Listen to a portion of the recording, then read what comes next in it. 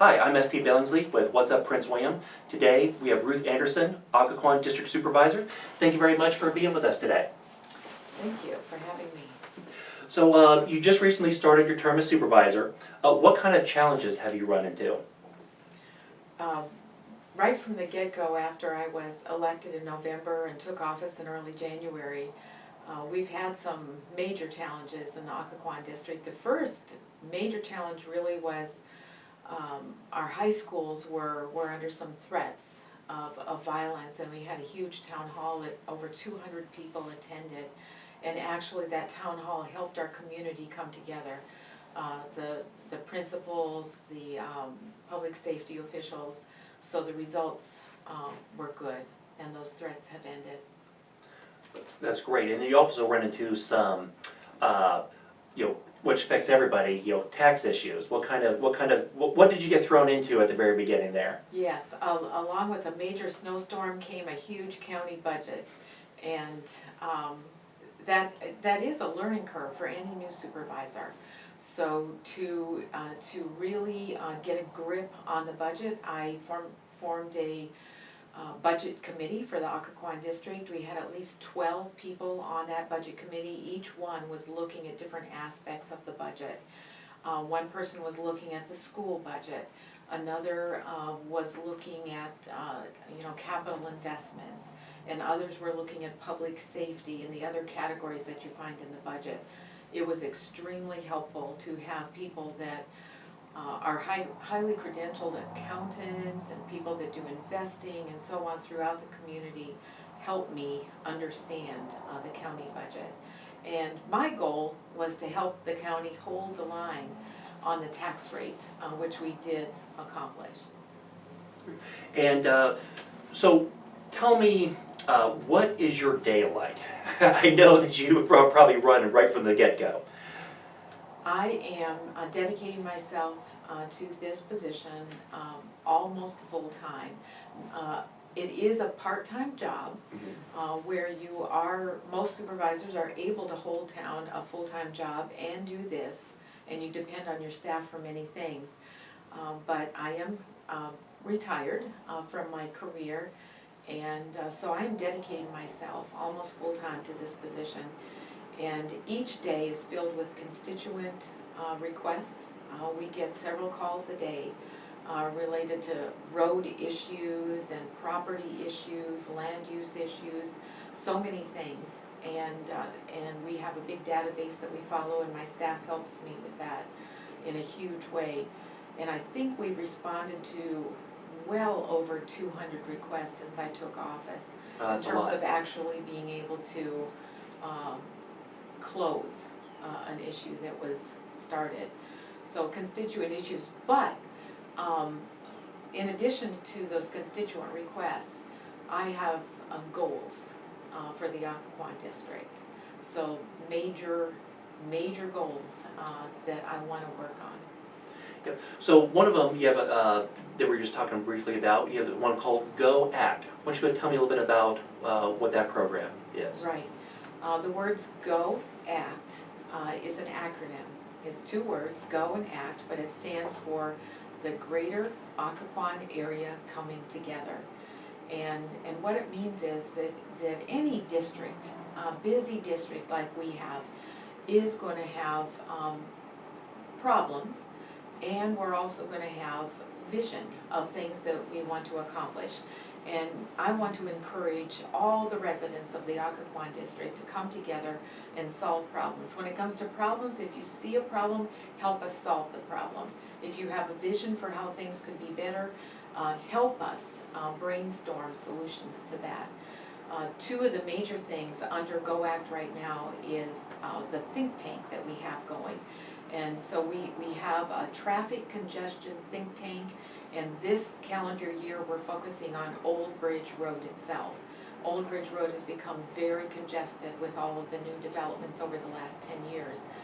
So because of all the schools along Old Bridge Road and people using it as a thoroughfare to get from Manassas to 95, our think tank is brainstorming short-term and long-term solutions.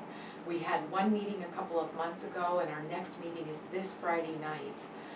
June 17th. And we have about 15 people that are helping us brainstorm solutions.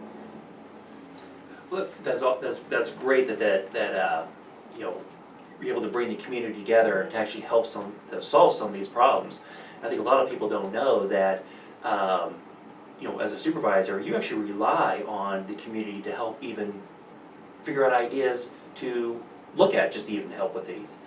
Right. What are some of the issues facing our community? You know, say anything like Zerka or anything else like that you're working on or trying to help the community with? Yeah. We do have a couple of issues that are relevant right as we speak, and one of those is the threat of the Zika virus. And we know, you know, that there are many cases in the United States, and there are, I believe, over 200 cases in Virginia itself. So far, none of those cases have been initiated here. You know, it hasn't been caught by somebody else that's here in the United States. The people that have it have come from other countries or traveled to other countries. But it is a very severe virus, especially for women who are pregnant, because the consequences are very, can be very bad for a newborn baby, and it usually involves the brain of the baby. And there's been babies born that are called anencephalic, and that means they either are born without a brain or major problems. So that's why we're taking this virus so very seriously.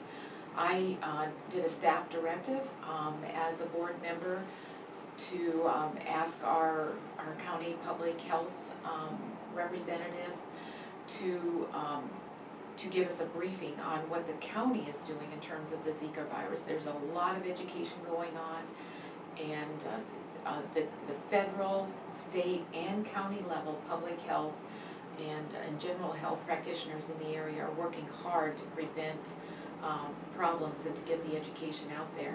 The main thing that the public can do is not have standing water around their homes and their businesses. That is the biggest culprit that attracts the mosquitoes that carry the Zika virus. Are not found in big ponds of water, big waterways. They are found in small objects like pails or toys that you have sitting around your homes or businesses. So that's the best thing that the public can do to prevent it in their neighborhoods. Gotcha. Anything else that, you know, that is also affecting us right now? Another thing does involve congestion, and that's the fact that with the Metro Safe Track, they're calling it, with all of the stuff going on with Metro in this region, it is causing backups, even in the Occoquan District.